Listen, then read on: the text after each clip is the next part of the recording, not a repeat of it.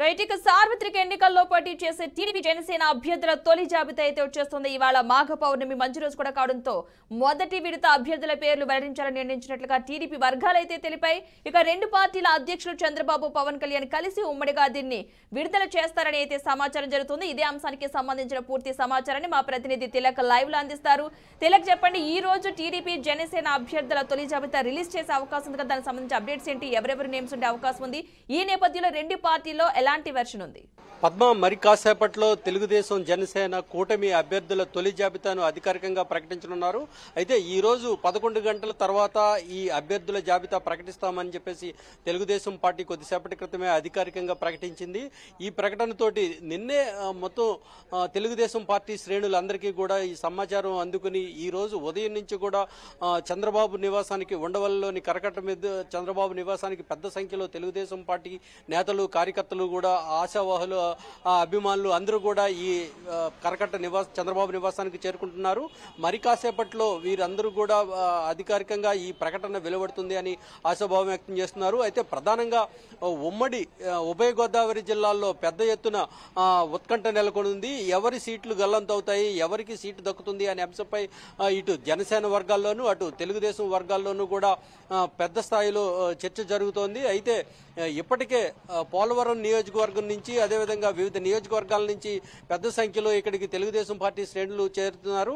అయితే తెలుగుదేశం పార్టీ సీట్ని జనసేనకు కేటాయిస్తారు అని చెప్పేసి పోలవరం నియోజకవర్గానికి జనసేనకు కేటాయిస్తారని వార్తలు వచ్చిన నేపథ్యంలో పోలవరం నియోజకవర్గం నుంచి పెద్ద సంఖ్యలో కార్యకర్తలు వచ్చి ఖచ్చితంగా తెలుగుదేశం పార్టీ అభ్యర్థినే అక్కడ నిలబెట్టాలి అని చెప్పేసి వారు ఇక్కడ వచ్చి చంద్రబాబు దృష్టికి, జనసేన దృష్టికి తీసుకువెళ్లాలని భావించి ఇటు పోలవరం 7 నియోజకవర్గాల నుంచి ప్రతినిధులు ఇక్కడికి రావడం జరిగింది. అదేవిధంగా వివిధ నియోజకవర్గాల నుంచి ఆశావాహులు, వారి అభిమానులు, కార్యకర్తలు కూడా చంద్రబాబు నివాసానికి చేరుకుంటున్నారు. మరి కాసేపట్లో దాదాపు 67 అంటే 15 జనసేన అసెంబ్లీ స్థానాలు, అదేవిధంగా 50 స్థానాలు తెలుగుదేశం స్థానాలు ప్రకటించే అవకాశం ఉంది అని చెప్పేసి మనకి సమాచారం అందుతోంది. మొత్తం మీద 67 స్థానాలను ప్రకటించే అవకాశం ఉంది అని చెప్తున్నారు. అయితే ఇప్పటికే ఎటువంటి అభ్యంతరాలు లేని 60 స్థానాలను తెలుగుదేశం పార్టీ సిద్ధం చేసింది.